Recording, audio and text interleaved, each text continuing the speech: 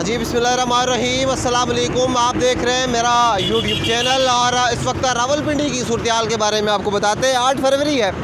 पाकिस्तान तहरीक-ए-इंसाफ ने मुल्क भर में एहतजाज की कॉल दी है। रावलपिंडी इस्लामाबाद की क्या सूरत है आपको पता है कि 8 फरवरी को जो गुज़श्ता साल इलेक्शन हुआ और उसे मुतनाज़ा तरीन इलेक्शन जो है वो पाकिस्तान तहरीक-ए-इंसाफ की तरफ से कहा जा रहा है कि वो इलेक्शन है। बड़ा धांधला हुआ उसमें पाकिस्तान तहरीक-ए-इंसाफ का बयानिया।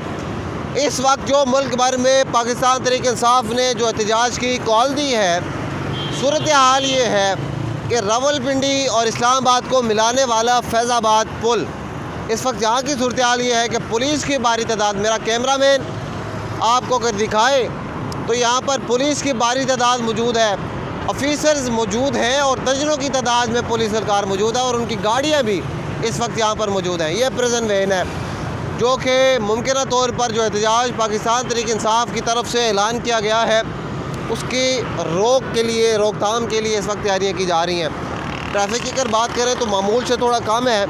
बुनियादी तौर पर वजह आज हफ्ता है, छुट्टी है, जिसकी वजह से ट्रैफिक मामूल से कम है। इस वक्त आपको सूरत बता रहे हैं फैज़ाबाद की। जुड़वा शहरों को मिलाने वाला पुल इस वक्त यहाँ पर मौजूद है। पुलिस एहलकार यहाँ पर मौजूद है एहतजाज को रोकने के लिए। इसके अलावा ऑफिसर्स हैं और साथ ही साथ प्रिजन वैन भी यहाँ पर मौजूद है। क्या अपडेट मज़ीद सामने आती हैं आपको बताते रहेंगे। अपने मेज़बान उमर अब्बासी को इजाज़त दीजिए। अल्लाह नासिर।